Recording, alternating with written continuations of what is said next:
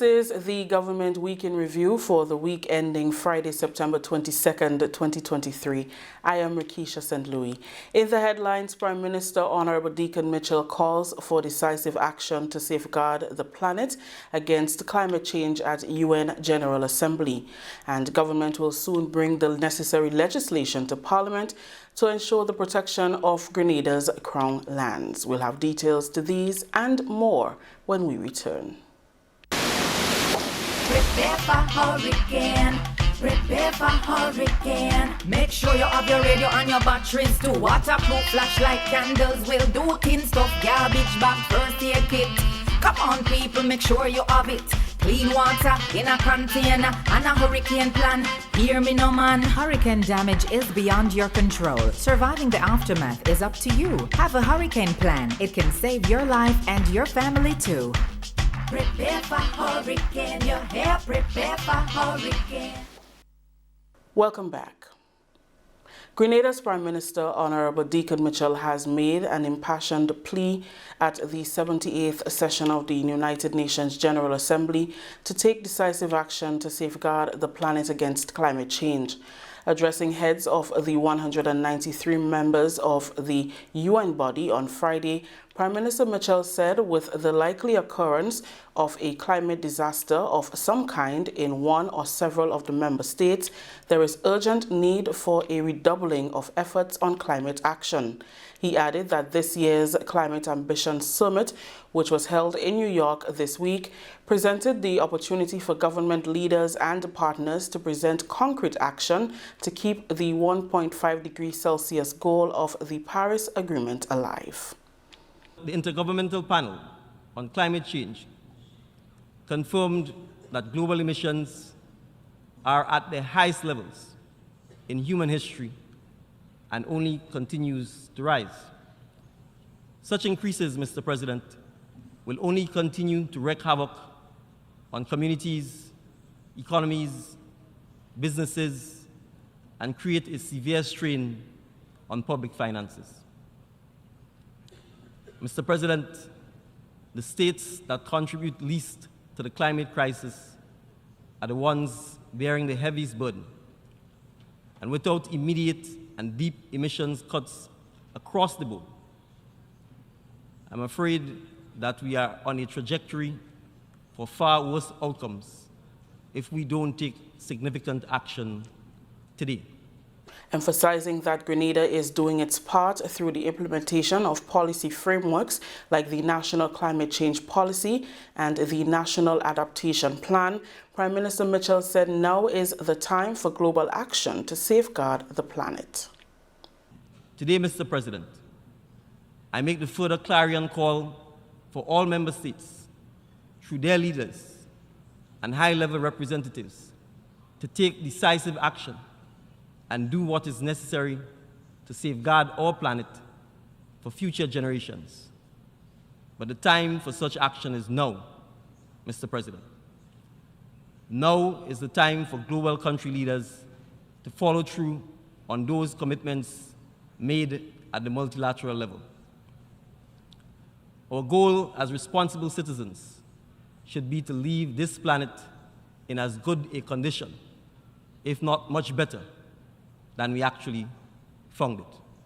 The 78th Assembly theme is Rebuilding Trust and Reigniting Global Solidarity, Accelerating Action on the 2030 Agenda and its Sustainable Development Goals towards peace, prosperity, progress and sustainability for all. Prime Minister Mitchell is scheduled to return on Sunday, September 24th. Minister for Mobilization, Implementation and Transformation, Honorable Andy Williams, has been appointed acting Prime Minister in the absence of Prime Minister Mitchell. Meanwhile, on the margins of the 78th session of the United Nations General Assembly in New York, Grenada has signed joint communiques establishing diplomatic relations with the Kingdom of Bahrain, Ireland and the Republic of Kenya. Grenada's Minister for Foreign Affairs, Honorable Joseph Andal, and his counterpart from Bahrain, Mr. Abdul Atif Al-Zayani, signed a formal exchange of communique strengthening the friendship and cooperation between the two countries in the areas of political, economic, trade and cultural and other fields of mutual interest. Honorable Joseph Andal and his counterpart from Ireland, His Excellency Mr. Joseph Hackett, Secretary General of the Department of Foreign Affairs, also signed a formal exchange of communique to strengthen the friendship and cooperation between the two countries in political, economic, trade, cultural and other fields of mutual interest. Minister Andal and Secretary General Hackett discussed the impact of the climate crisis on Grenada and explored technical cooperation in areas of climate mitigation. They also explored the possibility of making Grenadian and Caribbean agricultural produce and products accessible to European markets. A joint communique was also signed with the Republic of Kenya. Foreign Affairs Minister Honorable Joseph Andal and Dr. Alfred Muta, Cabinet Secretary for Foreign and Diaspora Affairs, signed a formal exchange of communique strengthening the friendship and cooperation between the two countries in political, economic, trade, cultural and other fields of mutual interest. Government will soon bring the necessary legislation to Parliament to ensure the protection of Grenada's crown lands, especially those located in strategic areas along the country's coastline. As part of this new thrust by the government, any land which has not yet been transferred as freehold land and still remains in the state of Grenada will only be transferred by way of leasehold. This means that land that has not already been sold to investors, as was done under the previous administration, the Deacon Mitchell-led administration will put legislation in place to ensure that this is never done again, only allowing prime government land to be leased. Over the past few months, government has taken steps in this direction and most recently has been able to regain ownership of the Crown land, which houses the Radisson Hotel. The single largest acreage on Grandlands Beach is the site that houses the Radisson Hotel. That site has always been leasehold until former administrations made the decision to, in fact, transfer what we call the reversion to the lease or the freehold to private individuals. I will not get into the rationale or reasons for why that was done. The long and short of it, though, is that this year we faced the unenviable situation that even the reversion to the freehold could have been further transferred to a private individual. What that meant is that the rents that the government once collected from having leased the site to the hotelier was in fact being paid to a private individual, and we were not collecting the rent. It also meant that we had no control over the site because we were not the landlord, and therefore we could not enforce the lease, nor could we speak to any future development of the site. And so the government took the decision to in fact repurchase the reversion from Timebook Holdings Limited. That transaction is scheduled to be closed on October 15th, and henceforth the government will become the landlord. It will once again begin resuming the rent collections, and it would put us as landlord in a position to in fact ensure that the lease is complied with, but I think more importantly, be able to ensure that we remain the development partner with the hotelier for the future development of the site. Another major development on the government's policy on Crown lands is the state's resumption of ownership of the property which now houses the incomplete Kimpton by Kawana Bay Hotel project. The former administration sold the property to the new developers, but during the construction phase, a public fallout ensued between the then government and the property owners, which saw the matter going before the International Court for the settlement of investment disputes, and the state of Grenada sued for millions of dollars. Government was successful in engaging the developers and was able to acquire the site at a cost of $22 million. In summary, the government made the decision to acquire the site so that we could in fact put ourselves in a position to have fresh negotiations with a new developer so that this project could in fact be completed successfully so that construction could resume, so that several hundreds of Grenadians who were once working on the site and who became unemployed as a result of the construction site closing could look forward to resumption of work on the site, to resumption of employment, and ultimately to a hotel actually being completed on the site. So the government has acquired the site. It has acquired the site at a cost of $22 million US. We will be making the necessary payments between now and next year to the main owner of the site.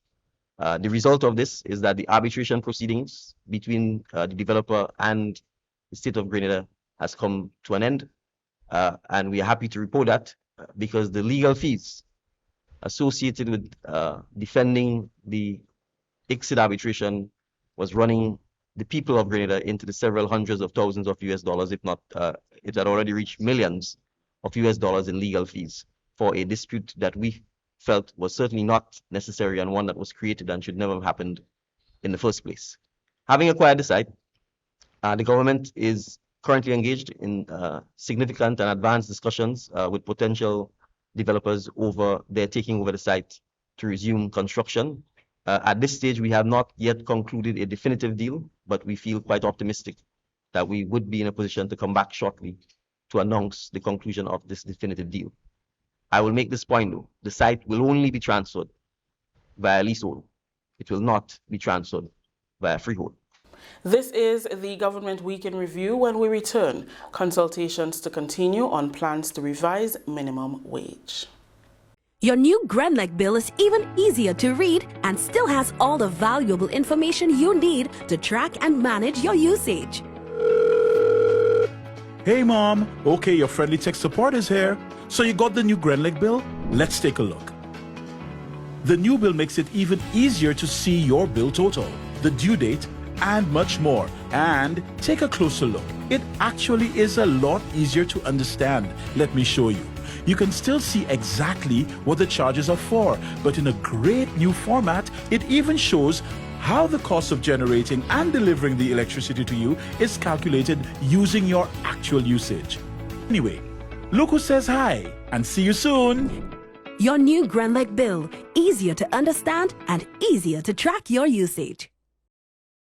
Welcome back. A second round of consultations will begin in the coming weeks as government moves toward implementing a baseline salary scale for employees in 2024. That decision was made following the submission of a report from the Wages Advisory Committee in August after the first round of consultations aimed at revising the minimum wage in Grenada. Legal Affairs Minister Senator the Honorable Claudette Joseph, during a press conference earlier this week, said government will first meet with stakeholders to get buy-in to the move to standardize daily salary scales. She said the committee has recommended a $60 a day earning. We also are going to be introducing in Grenada for the first time the concept of a baseline minimum wage, which would capture persons and categories of workers not specifically mentioned in the order. And that is the subject of the second round of consultations now ongoing. The recommendation of the committee is $60 per day wage across the board, so that in any given sector, the minimum wage should not be less than $60 a day. Minister Joseph highlighted some of the recommendations from the first round of consultations, which include the revision of laws, inclusion, and equality. Equalizing, a recommendation to equalize the minimum wage across gender. As most of us will know, we have a disparity right now between male and female workers in certain sectors, particularly the agriculture sector. And that, the recommendation, should be a thing of the past as we move towards greater equality among our workers across gender. The other change would be inclusion in the categories of workers covered by the minimum wages order of certain sectors not previously included. And these include the call centers, people in the call center sector, certain workers in the construction sector that were left out previously, laborers and helpers, and also media workers. The public consultations began in March 2023. October 19th, 2023 will be a national holiday and will continue as a permanent holiday on the country's calendar in recognition of the events that occurred on that day. This is one of the many planned activities being executed by government as the country prepares to celebrate its 50th anniversary of independence. Prime Minister Honorable Deacon Mitchell, speaking at a media briefing this week, also mentioned the establishment of Grenada's first ever National Heroes Park.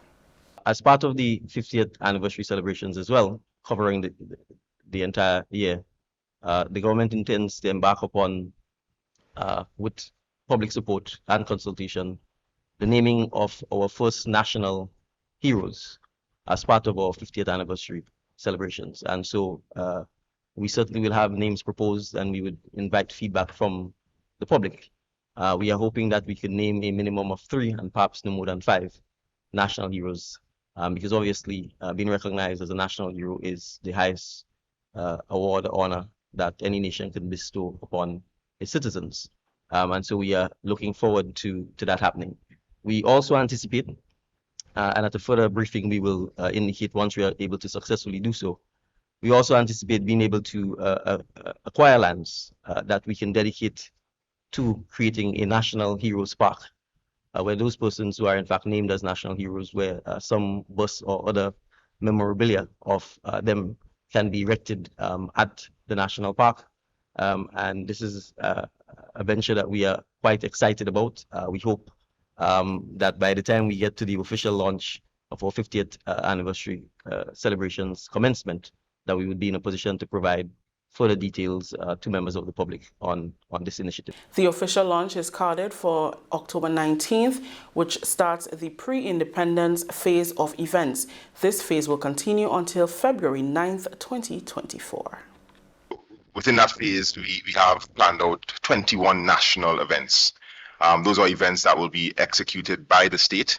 And we also have events that we will endorse from the private sector. There are a lot of persons who have reached out to the Secretariat wanting to do events around independence, and we are evaluating those events, and we will then endorse some of these events as additional events for the public to participate in.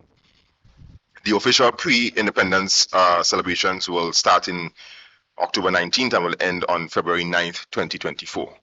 All right. We've also curated a special list of events from January 28th, 2024 to February 9th, 2024. That would allow not just Grenadians, but persons in the diaspora to ensure that they can come back and participate in that block of events. So it's going to be about 10 days of intense events and activities and celebrations that the diaspora will be able to participate in. And any foreign person who wants to come in to participate in our independence can do so. We will make that full list of events available so persons can begin their pre-planning and booking for the event. We expect to see a lot of persons on island, and we expect for it to be events that are well attended and well executed. The events will span from sporting events to festive events to cultural events to academic/conference type events. We have a plethora of different activities to ensure that we cover all aspects of our 50 years of independence, our history, our people, and absolutely our future. That was Ambassador for the Creative Economy, Orlando Romain, member of the National Organizing Committee. Post-independence celebrations will start in March 2024 and end in January 2025. This phase will feature parish events where each month a different parish will have the opportunity to organize various activities and displays in keeping with the theme, the 50th anniversary observance. Romain also highlighted other events that citizens can enjoy. We also will see the installation of several sites of memories across the island. which is quite important for us to really document and iconize our histories, our history, and our people. So you will see the installation of monuments and statues, the renaming of streets, and several other activities that will really help define Grenada in this modern time. A secretariat is currently in operation for the 50th anniversary celebrations, which is headed by Gail Purcell. Members of the public are invited to share their ideas, recommendations, or to discuss their interest in staging events around the 50th celebrations by contacting the Secretariat on email info@grenadaturns50.gnd. The Grenada Tourism Authority says Virgin Atlantic will increase its service at the Maurice Bishop International Airport from 2 flights to 3 flights per week during the winter season. The carrier currently flies an Airbus 330-300 with 264 seats to Grenada on Tuesdays and Saturdays, and will add a 3rd weekly service on Fridays starting December 8th, 2023 through to March 29th, 2024. All 3 services fly from London Heathrow via Barbados, which marks a significant step in enhancing convenience of accessibility to the destination. Chairman of the Grenada Tourism Authority, Randall Darlan, said, "We are delighted to welcome this 3rd frequency to Grenada. It is a clear indication that our tourism product continues on an upward trajectory." CEO of the GTA Petro Road said, and I quote, "This additional capacity perfectly aligns with the increased demand for events like the England versus West Indies Test cricket match and our 50th anniversary of independence, for which we anticipate a significant uptick of arrivals from the diaspora who are keen to celebrate this auspicious occasion with family and friends on island," unquote. We take another break. When we return, NADMA receives equipment from U.S. Southern Command. At the NIS, our team proudly works to support the evolving needs of Grenadians. We have made some changes to our operations and want to keep you informed. Firstly, we are happy to introduce the new unemployment benefit. This benefit will provide an insured person with 50% of his or her former income in the case of sudden unemployment. To support this benefit and other benefits we offer, it was necessary to increase the contribution rate. The contribution rate will increase gradually each year until it reaches 16% in 2031. As always, the contribution will be split between you and your employer. The pensionable age will also increase from 60 to 65 years. This increase will also be gradually reaching age 65 in 2029. Pensioners will continue to be eligible for a pension from age 60, but will receive a reduced payment. The NIS recognizes that the prices of basic customer goods are increasing globally. Therefore, we are happy to also increase the weekly minimum pension payment by 25%. Finally, we have adjusted our survivors' benefit payment to a percentage of the age pension minimum. Widows, widowers, and dependent parents will receive 100% or $58 weekly, while children will receive 50% or $29 weekly of the deceased's pension. We are here to make the transition to these new changes as clear and simple as possible. If you have any questions on how these changes impact you and your family, please contact our new informational hotline at 440-6647 or visit www.nisgrenada.org. Thank you for allowing us to be your social security provider. Welcome back. The National Disaster Management Agency is now more equipped to reduce vulnerabilities during peak disaster periods, following the donation of over $450,000 worth of equipment and training from the U.S. Southern Command. This week, the equipment for both centers in Monjulu and Bel-Air Carriacou were officially handed over to NADMA officials as part of the Emergency Operations Center and Disaster Warehouse projects. Training was also provided for use and maintenance of the equipment. Disaster Coordinator Dr. Terence Walters thanked the U.S. government for its continued support and assured that the gift will strengthen the agency's capabilities to effectively build resilience and reduce vulnerabilities. Our mission is to ensure that the country is prepared for any hazards that may occur, And so we have to ensure that there's institutional strengthening. And this is part of our institutional strengthening push, where we ensure that the entity, the agency, NADMA, has the necessary building equipment, staff, all the things that are necessary so that the agency can respond to hazards effectively and provide the services for the people of Grenada, Carriacou, and Petit Martinique. So we did not leave out Carriacou because Carriacou has its brand new building, and so we will do probably similar to this in Carriacou a little later on. But we've also benefited previously because we have district emergency operation centers built by the United States government in Black Bay, River Sally, Pearls, Carriacou, and Petit Martinique.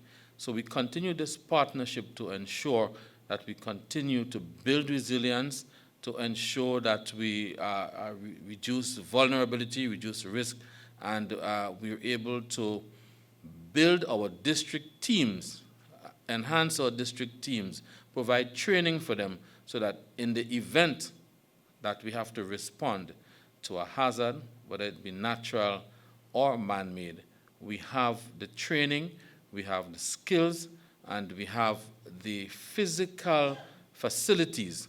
Chief Military Liaison Officer for Barbados and the Eastern Caribbean, Commander Jamie Collins, commended the Government of Grenada and NADMA for its stance on disaster preparedness. NADMA's vision to develop a culture of prevention and safety among all sectors of society here is commendable, as is your unwavering response to crisis in an era that's increasingly exacerbated by climate change. I'm proud of NADMA's high standard of excellence, and your response capacity has certainly helped minimize and negate the impacts of disasters to this nation. You all should be very proud of your efforts. Today, we're here to strengthen our long-lasting partnership in hopes that this Emergency Operations Center, or EOC, filled with new equipment, will assist in disaster preparedness and emergency response for Grenada. This EOC will help consolidate response efforts and facilitate emergency services that will ultimately serve your nation's citizenry. This building and equipment will allow NADMA to prepare and mobilize resources more effectively and deliver vital relief services to the government of Grenada. Ambassador Linda Tagliatella also commended NADMA on its commitment to boost and maintain preparedness efforts in and out of disaster periods. It's a significant step in enhancing Grenada's disaster preparedness and response capabilities.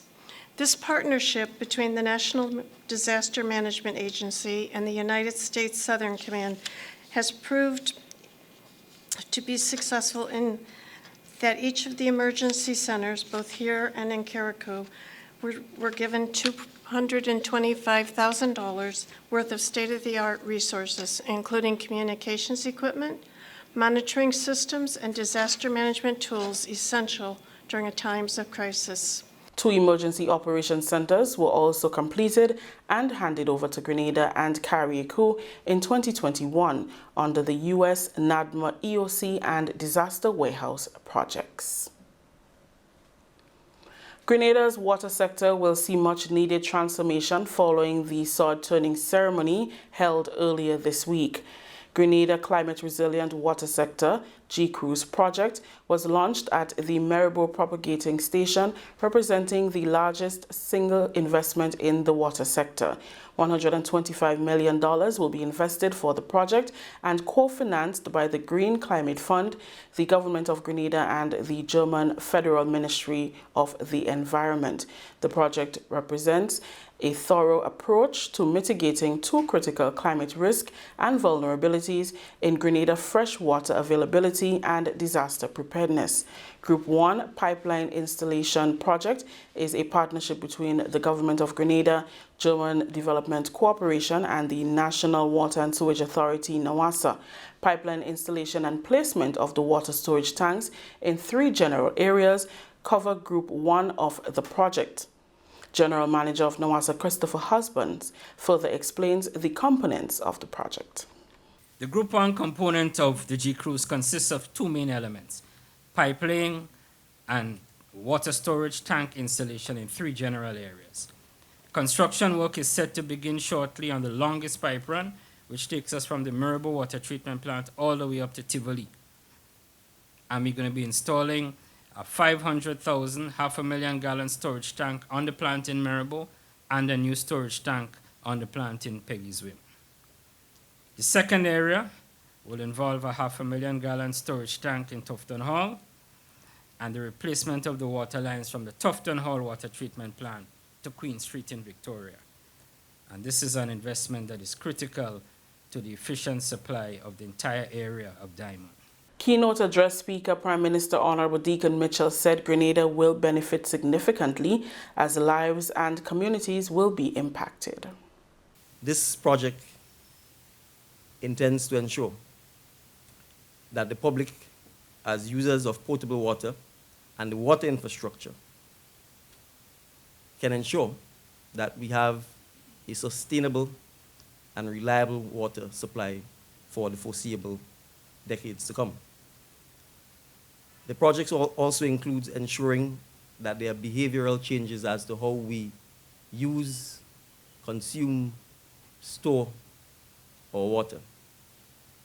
It also includes raising awareness about the risk posed to us from climate change in relation to our water supply and our water use.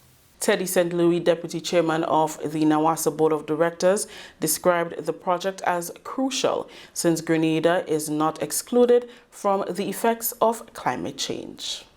The challenges that climate change has presented to small island developing states like Grenada, with escalating temperatures and low rainfall, makes this partnership not only timely, but relevant. Nawasa welcomes the opportunity to implement climate-resilient projects throughout the Tri-Island state by comprehensively addressing freshwater availability as well as our preparedness for disaster and extreme weather events. Finally, employees from the Land Use Division and Extension within the Ministry of Agriculture, in collaboration with the National Disaster Management Agency, recently completed a one-week training focused on enhancing their knowledge of drones. We have more in this report. This training, made possible through the Food and Agriculture Organization, was conducted by experts from GIS Limited, a leading provider of geospatial engineering design and fleet management solutions in the Caribbean, specializing in both the public and private sector markets. Participants were trained with specialized drones specifically designed for agricultural monitoring and crop production data collection, equipping them to capture pertinent information needed to secure crop insurance, particularly for nutmeg and cocoa farmers. It encompassed pre-flight, in-flight, and post-flight procedures to minimize any potential harm to property or personnel. The drones will be particularly used for swiftly counting the number of trees needed for assessment. Director at GISCAD Limited, Sudesh Botha, says the participants are well poised to properly execute the tasks that are ahead of them. I expect that is going to be assimilated very well into their day-to-day workflows, and it will certainly help them in making sure that they provide a better service to the farmers and allow the food production and resilience to be there in terms of their disaster response, and be able to monitor that on almost a day-to-day activity now with the new tools that they have.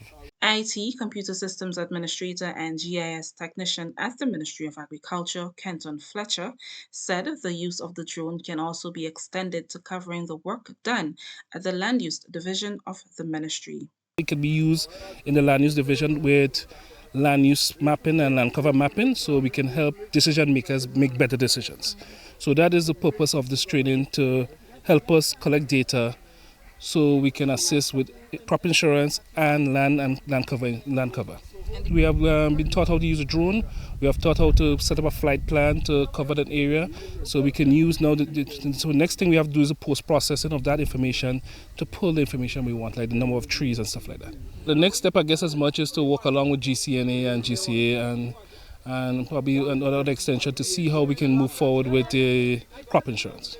Communication and ICT Associate at NADMA, Davon Phillip, was also part of the training. He looks forward to taking the skills developed to NADMA to enhance data collection methods there. We hope to get our drones soon, actually. We're supposed to get 2 drones very soon. And this would be a very advancement for us in particular, so that you know early how to fly the drones and stuff like that, and we use it in terms of disasters before and after disasters, to do surveys over villages to see for flooding and stuff like that. So yes, we would make good use of the drones when we get one. Yes. That story just ended the Week in Review for today. Until next time, thank you for joining us.